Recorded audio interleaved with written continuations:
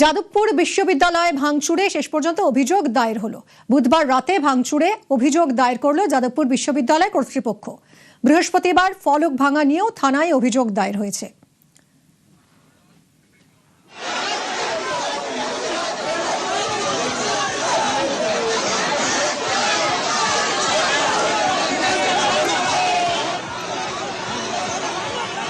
যে ধারায় মামলা রুজু হয়েছে, ধারা 189 বেআইনি সমাবেশ। যাদবপুর কাণ্ডে এফআইআর করেছে পুলিশ। যে ধারায় এফআইআর করা হয়েছে ধারা 190 অস্ত্র সহ অশান্তি, 189 বেআইনি সমাবেশ, 190 অস্ত্র সহ অশান্তি, ধারা 324 4 সম্পত্তি নষ্ট, 329 3 অনধিকার প্রবেশ, ধারা 351 2 হুমকি।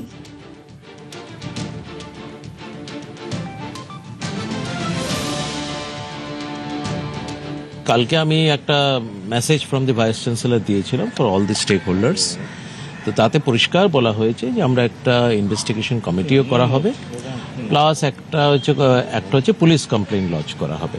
পুলিশ কমপ্লেন লজ করা হবে টু ইনভেস্টিগেট দ্য আনটওয়ার্ড ইনসিডেন্টস, যেটা 19 তারিখ রাত্রে হয়েছিল, সেটা সম্বন্ধে এই টোটাল ঘটনাগুলো দেখার জন্য একটা বেসিক্যালি পুলিশ কমপ্লেন করা হবে। নাম করে করবেন?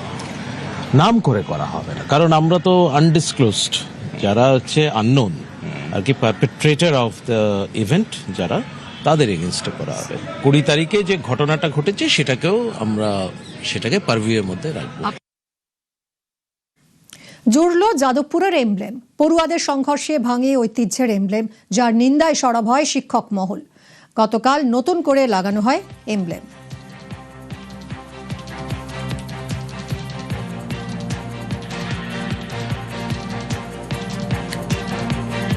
এটা অত্যন্ত খারাপ জিনিস, এটা আমাদের অত্যন্ত গর্বের জায়গা, কারণ এটা সঙ্গে যাদবপুর ইউনিভার্সিটি, যেটা একটা এত বড় একটা তার একাডেমিক এক্সেলেন্স রয়েছে, তার কিন্তু সম্মানযোগ্য। এটা তো ছবি উঠেছে যে অনেকে এর উপর উঠে গিয়েছিল, তো তার জন্যই সেটা ভেঙে গেছে। এটা আমরা ডেফিনেটলি আমরা পুলিশ কমপ্লেন করেছি, এবার পুলিশ সেই কমপ্লেনের ভিত্তিতে এনকোয়ারি করে যা আর কি ব্যবস্থা নেওয়ার, সিসিটিভি ফুটেজ পুলিশ যখন চাইবে আমরা ডেফিনেটলি সেটা হচ্ছে প্রোভাইড করব।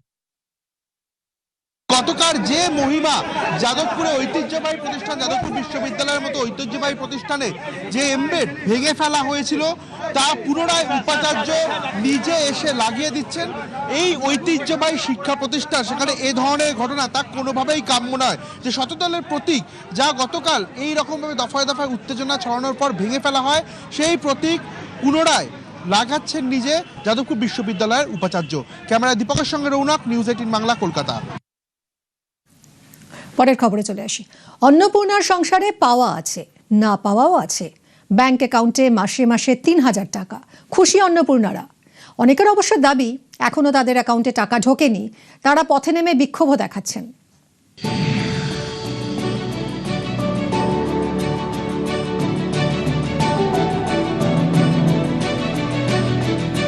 খুশি বলার মতো খুশি না। 1500 থেকে 3000 সোজা উঠে গেলাম। উনি কথা রেখেছেন, পুজোতেও কিছুটা হেল্প হবে আমাদের মতন মধ্যবিত্ত ফ্যামিলি, বাবা মায়ের পাশেও দাঁড়াতে পারবো।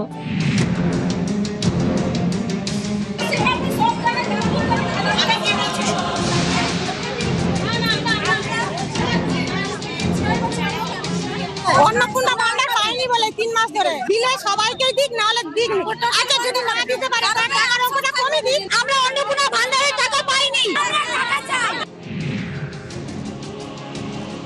20 তারিখ থেকে একটি পোর্টালও চালু করছে পশ্চিমবঙ্গ সরকার। আপনার অ্যাকাউন্টে 20 তারিখের মধ্যে অর্থ ঢোকেনি, তাহলে আপনি সেখানে আপনার আপত্তিও দিতে পারেন।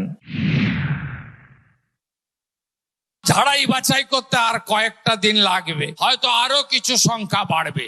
1,80,00,000 মহিলা আবেদন করেছিলেন। অন্নপূর্ণা যোজনা, মহিলাদের ব্যাংক অ্যাকাউন্টে মাসে মাসে 3000 টাকা। অনেকে দাবি করছেন এ মাসে এখনো তাদের অ্যাকাউন্টে অন্নপূর্ণা যোজনার টাকা ঢোকেনি। এ নিয়ে তারা বিক্ষোভও দেখাচ্ছেন। অনেকে মন্ত্রীর কাছে দরবার করেছেন। মহিলাদের, আমার মা বোনেদের একটু ধৈর্য ধরতে হবে। 2 কোটি মহিলাদের যদি অ্যাপ্লিকেশন পড়ে থাকে, আমি যদি ধরে থাকি, সেগুলো আপলোড করতে একটু সময় লাগছে। তো সেই সময়টা দিতে হবে। তারপরে তো অনেকে ভিতরে তৃণমূলের সব বসে রয়েছে, দেখে দেখে যারা যোগ্য তাদেরকে না দিয়ে যারা অযোগ্য তাদেরকে দিচ্ছে, যে কারণে যোগ্য যারা তারাও ক্ষুব্ধ হচ্ছে। ধীরে সুস্থে সব ঠিক হয়ে যাবে। আজকে বিভিন্ন জায়গা থেকে মহিলাদের উদ্বেগ, বিরক্তি, বিক্ষোভের খবর আসছে। ভোটের আগে বলা হয়েছিল যারাই লক্ষ্মীর ভান্ডার পান তারাই অন্নপূর্ণা ভান্ডার পাবেন এবং ৩,০০০ টাকা করে পাবেন। এখন তো সেটা হচ্ছে না, বিপুল সংখ্যককে বাদ দেওয়া হয়েছে, শর্ত চাপিয়ে দেওয়া হয়েছে। এর কাছে যাচ্ছে, ওর কাছে যাচ্ছে না। কন্ডিশনস অ্যাপ্লিকেবল, এই কথাটা ভোটের আগে বলেননি কেন? তৃণমূল জমানায় লক্ষ্মীর ভান্ডারে মাসে মাসে মহিলাদের ১৫০০ টাকা দেওয়া হতো। ২৬শে পরিবর্তনের পর এই প্রকল্পে ভুরি ভুরি বেনিয়ম ধরা পড়ে। কোথাও পুরুষের অ্যাকাউন্টে লক্ষ্মীর ভান্ডারের টাকা, কোথাও নাবালকও পেয়েছে টাকা। মুখ্যমন্ত্রী শুভেন্দু অধিকারী শুরু থেকেই বার্তা দিয়েছেন, অন্নপূর্ণা যোজনার ক্ষেত্রে এমন বেনিয়ম তিনি বরদাস্ত করবেন না। কোনো অযোগ্য লোকের অ্যাকাউন্টে যাতে ৩,০০০ টাকা না ঢোকে, এ নিয়ে শুরু থেকে সাবধানী সরকার। আগের সরকারের আমলে পুরুষরাও লক্ষ্মীর ভান্ডার পেত, মৃত লোকেরাও পেত। আপনি তো চান না সরকারি টাকা এভাবে নয় ছয় হোক। ১,৪৫,০০,০০০ মহিলার অ্যাকাউন্টে জুলাই মাসের তাদের যে টাকা, আমরা ৩,০০০ করে টাকা ঢুকিয়ে দিয়েছি। টাকার অ্যামাউন্টটাও খুব বড়। ট্রান্সফার হওয়া টাকার সঙ্গে ৩,০০০কে গুণ করলে নিজেরাই দেখতে পাবেন যে কত বিরাট পরিমাণ অর্থ।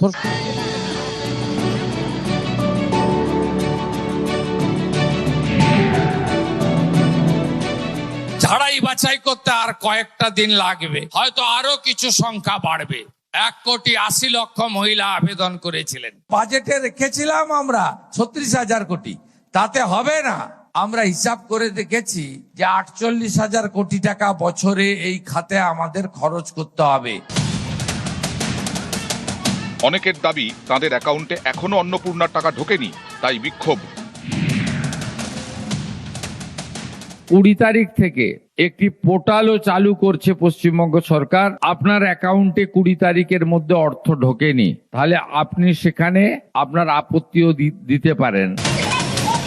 নিউজ 18 বাংলা। অন্নপূর্ণার টাকা না পেলে কি করবেন? অগ্নিমিত্রার অন্নপূর্ণা উত্তর।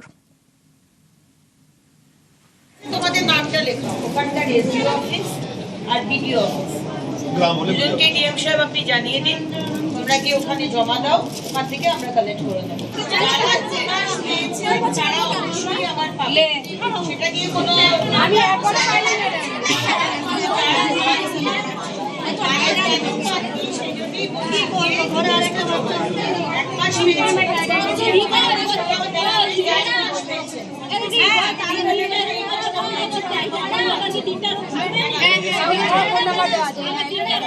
রাজ্যে শুরু হচ্ছে জনগণনার কাজ। হলদিয়ায় জমা জল ঠেলেই চলছে জনগণনা। প্যান্ট গুটিয়ে জলে নেমে বাড়ি বাড়ি পৌঁছে যাচ্ছেন শিক্ষকরা। চলছে ভেরিফিকেশন আর তথ্য সংগ্রহ। সেন্সাসের কাজের জন্য সময় বেঁধে দিয়েছে সরকার, আর তাতে চ্যালেঞ্জ হয়ে দাঁড়িয়েছে প্লাবন পরিস্থিতি। বৃষ্টির দাপট আগের চেয়ে কিছুটা কমেছে, কিন্তু জল যন্ত্রণায় এখনো বিধ্বস্ত পূর্ব মেদিনীপুরের হলদিয়ার বিস্তীর্ণ এলাকা। হলদি নদীর তীরে শিল্প তালুকায় একাধিক ওয়ার্ড এখনো জলমগ্ন। দুর্বিষহ ভোগান্তির মধ্যে দিয়ে যাচ্ছেন স্থানীয় বাসিন্দারা। এই প্রতিকূল পরিস্থিতির মধ্যেই চলছে জনগণনা বা সেন্সাসের কাজ। প্যান্ট গুটিয়ে জলে নেমে বাড়ি বাড়ি পৌঁছে যাচ্ছেন শিক্ষকরা।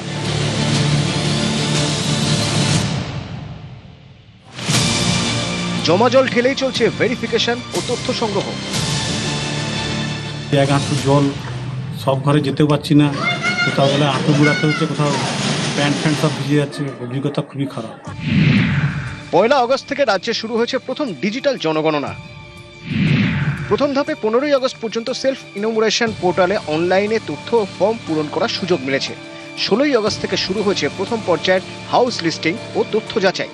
এই ডিজিটাল প্রক্রিয়া চলবে 14 সেপ্টেম্বর পর্যন্ত।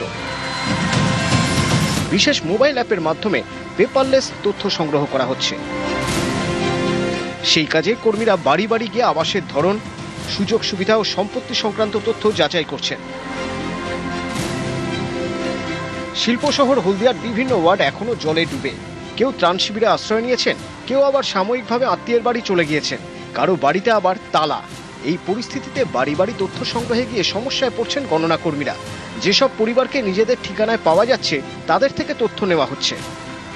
যেখানেই যাচ্ছি লোকের এই যে এই পচা জলে অসুস্থ হয়ে যাচ্ছে।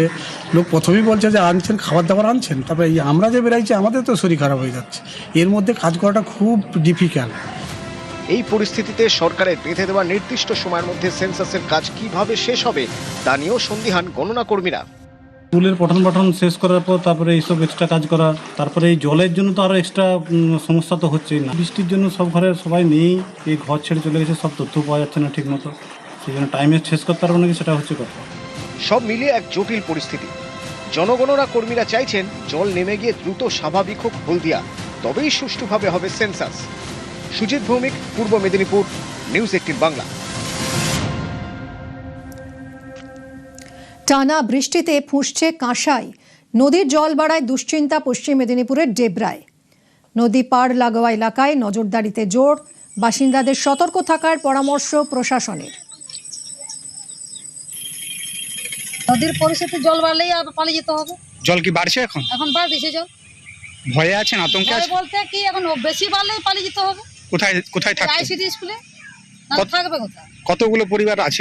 এখানে অনেকগুলোই আছে। এই জল বাড়তিতে প্রচুর অসুবিধা হচ্ছে। ঘর বাড়ি আমাদের এখানে 16টা মানে বাড়ি আছে। জল বাড়লেই প্রচুর কষ্ট হয় আমাদেরকে, ওই আইসিডি স্কুলে আমাদেরকে যেতে হয়। অসুবিধা হলে এই জল টল ঢুকে যায় বাড়িতে, প্রচুর কষ্ট হয় আমাদের। নিশ্চিত মৃত্যুর দিকে এগোচ্ছিল ঢাকার রাকেশ সরকার। 7 বছর বয়সেই জবাব দিয়ে দিয়েছিলেন বাংলাদেশের ডাক্তাররা, এ ছেলে 20 পেরোবে না। এ রাজ্যের ডাক্তাররা বললেন ছেলে দীর্ঘায়ু হবে, শুধু আরেক সন্তানকে পৃথিবীতে আনতে হবে। আর সেই পরামর্শে বাবা মা আইভিএফ পদ্ধতিতে আরেক সন্তান ধারণ করলেন। রাকেশের বোন হলো, বোনের কোষে রোগমুক্ত হলো রাকেশ। বুজরুকি নয়, বিজ্ঞান। চিকিৎসা বিজ্ঞানের এই মিরাকলের নাম স্টেম সেল থেরাপি। একটু একটু করে মৃত্যুর দিকে এগিয়ে যাচ্ছিল ঢাকার রাকেশ সরকার। রাকেশের বয়স যখন 7, তখনই বাংলাদেশের ডাক্তাররা জবাব দিয়ে দিয়েছিলেন, বলেছিলেন খুব বেশি হলে বছর 20 বাঁচবে এ ছেলে। এ রাজ্যের ডাক্তাররা বললেন দীর্ঘায়ু হবে রাকেশ সরকার, তবে তার জন্য একটা কাজ করতে হবে। রাকেশের মা বাবাকে আবার এক সন্তান পৃথিবীতে নিয়ে আসতে হবে, ছেলেকে বাঁচাতে হবে। রাকেশের মা বাবা আইভিএফ পদ্ধতিতে সন্তানের জন্ম দিলেন। রাকেশের একটা বোন হলো, আর সেই বোনের কোষে সারল রাকেশের রোগ। ভাবছেন বুঝলু কি? বিজ্ঞান। এই পদ্ধতির নাম হলো স্টেম সেল থেরাপি।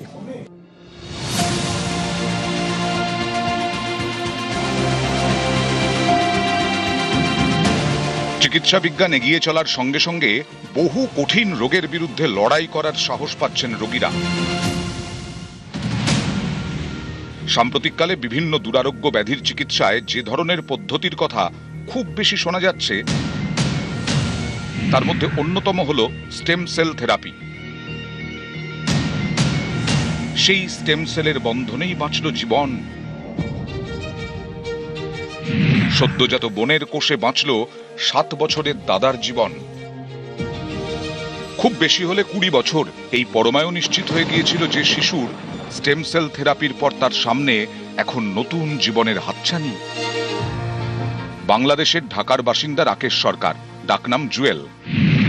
7 বছরের এই শিশু জন্ম থেকেই ই-বিটা থ্যালাসেমিয়া আক্রান্ত ছিল।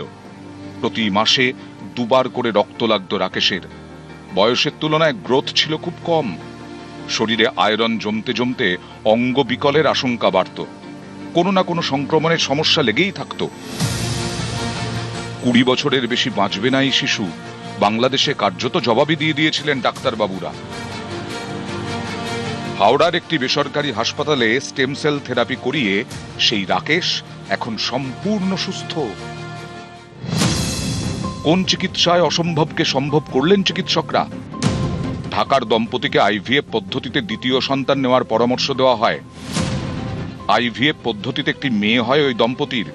স্নিগ্ধা সরকার নামের ওই শিশুকন্যার বয়স এখনো 1 বছরও হয়নি।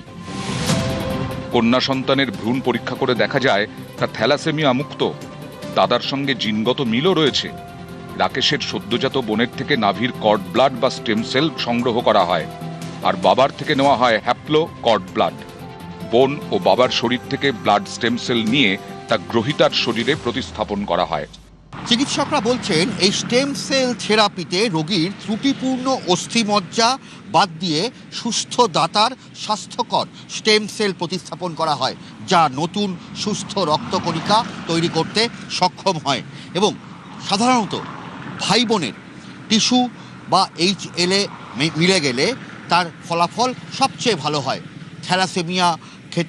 থ্যালাসেমিয়া রোগীর নিয়মিত রক্ত বদলানো এবং অতিরিক্ত শরীরে আয়রন জমে যাওয়া এবং হিমোগ্লোবিন মারাত্মক পরিমাণে কমে যাওয়া থেকে মুক্তি পেতে এই স্টেম সেল থেরাপির বিকল্প নেই। থ্যালাসেমিয়া ফ্রি ফুল HLA ম্যাচ এরম একটা ভ্রূণকে আমরা মায়ের ভ্রূণে বা ইউটেরাসে ইমপ্লান্ট করে সেটাকে বড় করে 9 মাস বাদে সেই বাচ্চাটা বেরোয়। যখন সেই বাচ্চাটা নতুন বাচ্চাটা বেরোয় তার আম্বেলিক্যাল কর্ড সেইখান থেকে আমরা সে কালেক্ট করে নিই। আম্বেলিক্যাল কর্ডটা সেটা কালেক্ট করে কর্ড লাইফ বলে একটা সংস্থা, তারা স্টোর করে এবং সেই কর্ড লাইফ থেকে কিছু স্টেম সেলস আমাদের দেয়। আমরা সেই স্টেম সেল নিই, প্লাস তার বাবার থেকে বাবা যে হচ্ছে হ্যাপ্লো আইডেন্টিক্যাল বা হাফ জেনেটিক ম্যাচ, তার থেকে কিছু স্টেম সেল নিই। এই দুটো মিলিয়ে প্রথম বাচ্চাটা যে রাকেশ বাচ্চাটা তার বোন ম্যারো ট্রান্সপ্লান্ট করা হয়। বাচ্চাটা সম্পূর্ণ সুস্থ, বাচ্চাটার এখন কোনো রক্ত লাগছে না। আশা করছি যে বাচ্চাটা থ্যালাসেমিয়া থেকে সম্পূর্ণ সুস্থ হয়ে গেছে। ক্যান্সার, HIV, হৃদরোগ, হাড়ের অসুখ, স্নায়ুর সমস্যা, পেশির রোগ, কঠিন রোগের বিরুদ্ধে লড়াইয়ে অনেক দিন ধরেই দিশা দেখাচ্ছে স্টেম সেল থেরাপি। হলিউডের চলচ্চিত্র নির্মাতা মেল গিবসন থেকে শুরু করে বলিউডের লিজা রে, অভয় দেওল, নার্গিস ফাকরি, পপ সঙ্গীতের রানী ম্যাডোনা, রিয়েলিটি টিভি তারকা কিম কার্দাশিয়ান, বিখ্যাত মোটিভেটর টনি রবিনস, খেলার মাঠের তারকা রাফায়েল নাদাল থেকে ক্রিশ্চিয়ানো রোনাল্ডো, এদের কেউ ক্যান্সার, কেউ আবার নানাবিধ শারীরিক সমস্যা ও ইনজিওরির কারণে স্টেম সেল থেরাপি করিয়েছেন। তারা সুস্থ আছেন। আমাদের হসপিটালে আমরা একটা save the sibling programme run করি। তো এটার concept is basically to make our country thalassaemia free. 7-year-old ছেলে বাচ্চা বাংলাদেশ থেকে, যার HBE বিটা থ্যালাসেমিয়া ছিল এবং ওর মাসে মাসে ব্লাড ট্রান্সফিউশনস লাগতো। তার কারণে ওর যে নর্মাল ডেলি অ্যাক্টিভিটিস অনেকটাই হ্যাম্পার ছিল, স্কুল যেতে পারতো না, ছুটি নিতে লাগতো। এখন একদম ভালো আছে, থ্যালাসেমিয়া ফ্রি আছে এবং স্কুল টুল যাচ্ছে। ওর বোনটা is completely thalassaemia free, is healthy. Abhijit Chanda, Kolkata, news 18 Bangla.